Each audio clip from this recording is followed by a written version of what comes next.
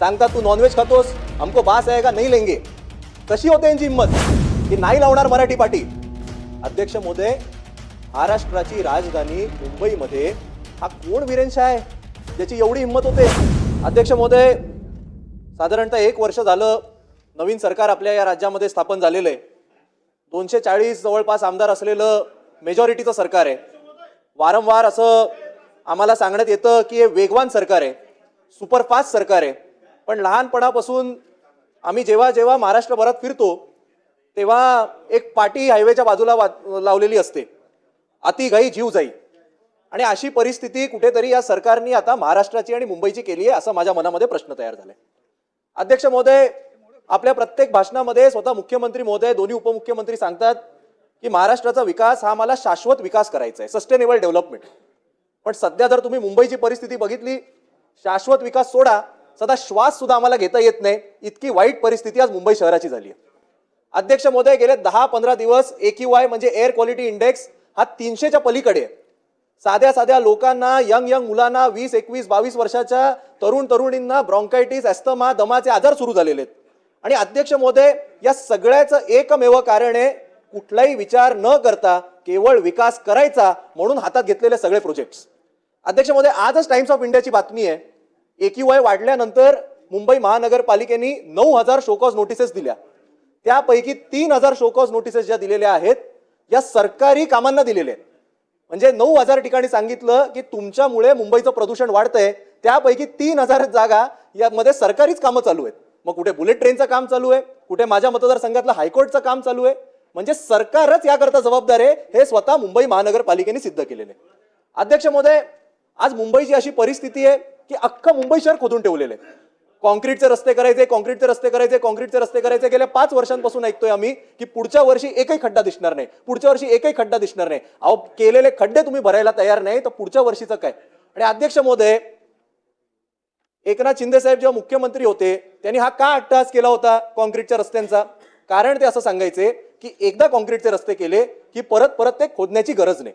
पण अध्यक्ष महोदय, माझ्याकडे मुंबई महानगरपालिकेचाच सर्क्युलर आहे.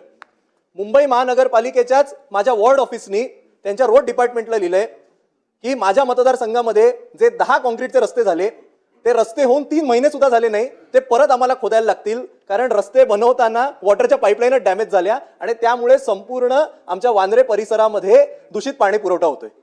म्हणजे काय उपयोग झाला या कॉन्क्रीटचे रस्ते बांधून जर आपल्याला 3 महिन्यात परत खोदायचे. तर एकदा ते कॉन्क्रीटचे रस्ते परत खोदले की तुमचा DLP सुद्धा वेव ऑफ झाला आणि मग कंत्राटदाराला सुद्धा आपण जबाबदार धरू शकणार नाही. हा कसला विकास आहे. अध्यक्ष महोदय, मुंबई महानगरपालिकेची निवडणूक ड्यू आहे आणि निवडणूक ड्यू असताना काल एकनाथ शिंदे साहेबांनी घोषणा केली की मुंबईतल्या ज्या 20,000 इमारती ज्यांना OC नाहीये त्यांना आता आम्ही OC देणार आणि लाखो लोकांचं भलं करणार. अध्यक्ष महोदय, 20,000 इमारतींना OC नाहीये, ती OC का नाहीये याचा आपण कधी विचार करणार की नाही.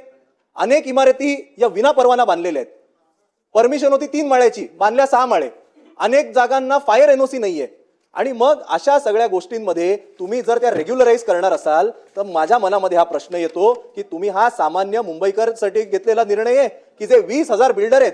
कारण बिल्डरची जबाबदारी असते OC आणणं. मी स्वतः सिव्हिल इंजिनियर आहे, आमचा हाच व्यवसाय आहे, आम्हाला माहिती आहे OC करता किती तडपड करावी लागते. आणि हा जो पायंडा सरकार पाडते, यापुढे एकही बिल्डर हा OC आणायची टेन्शनच घेणार नाही. त्याला माहिती आहे पुढची निवडणूक आली, OC घ्या किंवा नका घेऊ, 6 माळ्याची परमिशन टाका, 12 माळे बांधा, सरकारच आपल्या बिल्डिंग रेग्युलराइज करून टाकणार आहे. आणि त्यामुळे कुठेतरी स्कॅम आहे का, हा माझ्या मनामध्ये प्रश्न तयार झालेला आहे. अध्यक्ष महोदय, या प्रायव्हेटायझेशन आणि या खासगीकरणाच्या नादामध्ये आज सगळ्यात मोठं कोणी विक्टिम होत असेल तर ते आपल्या मराठी शाळेत. अध्यक्ष महोदय, आज मुंबईमध्ये एक प्लॅन्ड मोडस ऑपरेंडी चालू आहे. जुन्या मुंबई महानगरपालिकेच्या मराठी शाळा या मुद्दामून कशा बंद करता येतील याकरता कुठेतरी एक प्रचंड मोठं षडयंत्र रचलं जाते. अध्यक्ष महोदय, माझ्याकडे फोटोंसहित मी उदाहरणं आणलेली आहेत. परळ भागामध्ये मानाजी राजूजी चाळ प्रांगणात एक चाळ होती आणि चाळीच्या मधोमध स्वतंत्र मराठी शाळा होती, स्वतंत्र इमारत होती. याचा जेव्हा पुनर्विकास झाला, आता पुनर्विकास पूर्ण झालाय, या चाळीच्या ठिकाणी जिकडे मराठी शाळा होती त्याची स्वतंत्र इमारत होती, आज तिकडे अध्यक्ष महोदय काय उभं राहिले, एक लोढा विस्टा नावाची इमारत उभी राहिली आहे, लोढा विस्टा. आणि या लोढा विस्टा इमारतीमध्ये पार्किंग मध्ये केवळ 4 गाड्या दिलेत मराठी शाळेकरता. मराठी शाळेची ज्याची स्वतंत्र इमारत परळमध्ये होती तिकडे लोढा विस्टा उभी राहते आणि पार्किंगच्या 4 गाड्यांमध्ये केवळ मराठी शाळा चालवली जाते. अध्यक्ष महोदय, दुसरं उदाहरण माहीमची शाळा. अध्यक्ष महोदय, न्यू माहीमला मुंबई महानगरपालिकेची शाळा होती जिकडे 1500 विद्यार्थी शिकत होते. 2018 साली मुंबई महानगरपालिकेने खर्च करून त्याच्यावर डागडुजी केली आणि गेल्या वर्षी 7 वर्षापूर्वी डागडुजी झालेली स्ट्रक्चरल ऑडिट करण्यात आलं आणि सडनली धोकादायक म्हणून घोषणा करून टाकली. धोकादायक केल्यानंतर काय असतं पुढे? विद्यार्थ्यांना रिकामं करा. विद्यार्थ्यांना रिकामं केल्यामुळे माहीमच्या विद्यार्थ्यांना सायनला पाठवलं. सायनला पाठवल्यामुळे लोकमतची बातमी आहे, आठवड्यातून एकदाच मुले शाळेत, बाकी दिवस आजारी.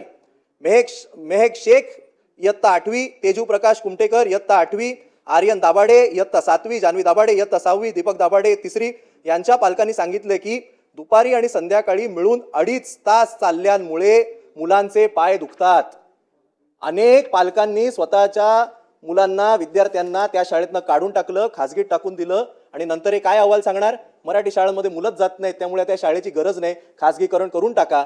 आणि जेव्हा पालकांनी विरोध केला तेव्हा नवीन स्ट्रक्चरल ऑडिट झालं आणि जेव्हा लोकांनी विरोध केला, मराठी प्रेमींनी विरोध केल्यानंतर लोकसत्ताची बातमी आहे, दुसऱ्यांदा स्ट्रक्चरल ऑडिट झाल्यानंतर कळलं की C1 कॅटेगरीत मोडतच नाही, याची गरजच नव्हती, काही सगळा पहिला ऑडिट खोटा होता. मग अध्यक्ष महोदय, मनात हा प्रश्न येणार नाही का केवळ मराठी शाळांना का टार्गेट केलं जातंय? अध्यक्ष महोदय, तिसरं उदाहरण सुद्धा आहे, कुलाब्याची शाळा. कुलाब्याचे भाव आपल्याला सगळ्यांना माहिती आहेत. साऊथ मुंबईचा महाराष्ट्रातला सगळ्यात प्रेस्टिजियस भाग. कुलाब्याच्या शाळेला सुद्धा असंच षडयंत्र करून बंद करण्यात येतंय आणि 4 शाळांचे विद्यार्थी हे एका वर्गामध्ये भरवले जात आहेत, एका हॉलमध्ये. आणि मग अर्थातच पालक म्हणतात एवढ्या खालच्या दर्जाचं शिक्षण नको म्हणून वेगवेगळ्या शाळांमध्ये टाकायचं आणि ती सुद्धा शाळा बंद करून टाकायची.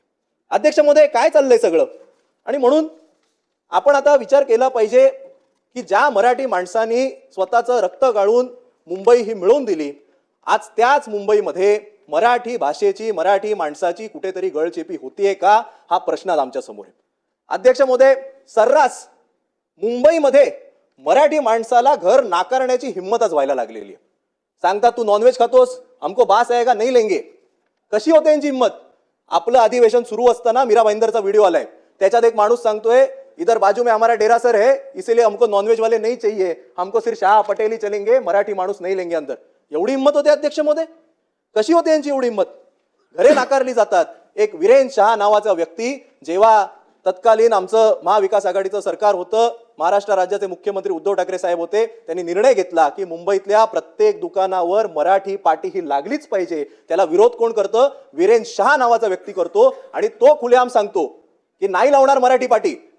अध्यक्ष महोदय, महाराष्ट्राची राजधानी मुंबईमध्ये हा कोण वीरेन शाह आहे ज्याची एवढी हिंमत होते की आम्ही मराठी पाटी लावणार नाही? आणि त्याच्या मागे अशी कुठली अदृश्य शक्ती आहे की ज्याच्यामुळे त्याला एवढं पाठबळ तयार होतं की मराठी माणसाच्या अस्मितेला तो हात घालू शकतो? हे देखील आपण शोधलं पाहिजे. आणि म्हणून अध्यक्ष महोदय, आज जो काही एक प्रोपोगंडा केला जातोय, शेवटी मुंबई महानगरपालिकेची निवडणूक आहे आणि त्यामुळे आज खरं म्हणजे ते आमचे सहकारी सदस्य अमितजी इकडे नाही आहेत, पण वारंवार एक ते भीती दाखवतात की सपारून राहा, आताच्या निवडणुकीत जर काही त्रास झाला तर मुंबईचा महापौर हा अमुक अमुक होईल. अध्यक्ष महोदय, गेल्या 4 ते 5 मिनिटांमध्ये मला अशी अपेक्षा आहे की मी सिद्ध करण्याचा प्रयत्न केलाय की खरा धोका मुंबईच्या मराठी माणसाला कुठून आहे. अध्यक्ष महोदय, आज खरं म्हणजे माझी इच्छा होती की ते असायला पाहिजे होते समोर, पण आपला कदाचित त्यांना काही दुसरं काम असेल ते म्हणून नसतील. हे विदर्भातलं अधिवेशन आहे आणि म्हणून विदर्भातलेच एक थोर कवी, त्यांचं नुकतं निधन झालं, त्यांचं नाव होतं डॉक्टर मिर्झा रफी अहमद बेग, विदर्भातलेच होते. त्यांची एक अमरावतीचं ना, त्यांची एक कविता आहे. ही कविता मला वाटतं प्रचंड बोलकी आहे. मुसलमान असून येते मले मराठी, थोपटू नका माही पाठ याच्यासाठी. मुसलमान असून येते मला मराठी, थोपटू नका माही पाठ याच्यासाठी. जो जिथे जन्मला तेच त्याची भाषा, मराठीकडून बोंडाचीच करा ना आशा. अध्यक्ष महोदय, ही आपली मुंबई आहे, ही आपली संस्कृती आहे. जो जन्मला मुंबईमध्ये त्याची भाषा ही मराठी आणि त्यामुळे कोण कुठल्या जातीचा आहे, कोण कुठल्या धर्माचा आहे, मराठीवर कोणीच आवाज उचलत नाही. मग अध्यक्ष महोदय, आपण सुद्धा सगळ्यांनी विचार केला पाहिजे की सरकार म्हणून आपण नक्की कुठल्या दिशेने चाललोय? एवढी 240 आमदारांची मेजॉरिटी असताना आपण मराठी भाषेला, मराठी भाषेचं जतन केलं पाहिजे, संवर्धन केलं पाहिजे, त्याला इन्सेंटिव्हाइज केलं पाहिजे, की मराठी शाळा बंद पाडल्या पाहिजेत? कशाला पाहिजे हिंदी भाषा अनिवार्य? मी इंग्लिश मीडियममध्ये शिकलो, इतक्या वेळात माझा एक तरी मराठी शब्द निघाला? येतं ना मला, हिंदी पण येतं, इंग्लिश पण येतं. अगदी अमेरिकेत जाऊन कोलंबिया विद्यापीठात शिकून आलो, तरी कुठे माझ्या मराठीत काय प्रॉब्लेम आहे? काय अडलं आमचं? आम्ही 1ली ते 5वी अनिवार्य हिंदी नाही शिकलो तर? का वारंवार सरकारकडनं मराठी माणसाला कमी लेखण्याचा प्रयत्न केला जातोय, हा प्रश्न माझ्या मनामध्ये आहे. आणि म्हणून मला माहिती आहे की आज खरं तर मला भरपूर बोलायचं होतं, पण आमच्याच पक्षाचे आणि सहकारी आमचे भरपूर आमदार आमच्या ज्योतिताईंपासून सगळे थांबलेत, म्हणून मी आता काही जास्त बोलणार नाही. जी काही चिंता आम्ही जी वारंवार व्यक्त करतात, शेवटचा मुद्दा घेतो आणि थांबतो, की मुंबईचा महापौर कोण होणार, मुंबईचा महापौर कमी कोण होणार, एका टर्निंग पॉईंटला मुंबई आहे, आता अमुक होईल, आता तमुक होईल.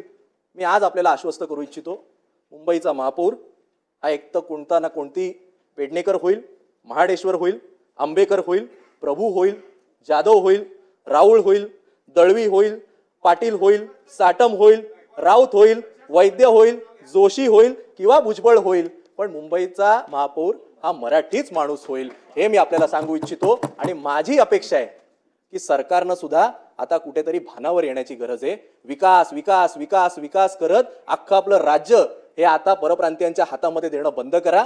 कुठेतरी मराठी माणसाचा स्वाभिमान, भूमिपुत्रांना कशा नोकऱ्या मिळतील याकडे आपण काम करा, अशी मी अपेक्षा व्यक्त करतो. आपण मला संधी दिली याकरता धन्यवाद.